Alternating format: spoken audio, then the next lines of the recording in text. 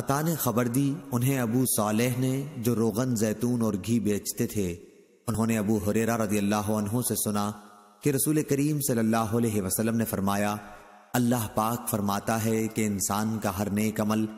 خود اسی کے لیے ہے مگر روزہ کہ وہ خاص میرے لیے ہے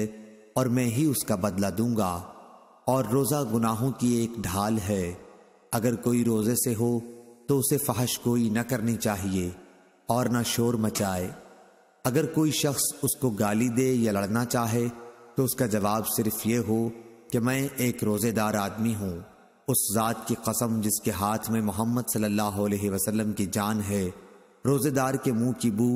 اللہ تعالیٰ کے نزدیک مشک کی خوشبو سے بھی زیادہ بہتر ہے۔ روزے دار کو دو خوشیاں حاصل ہوں گی، ایک تو جب وہ افطار کرتا ہے تو خوش ہوتا ہے،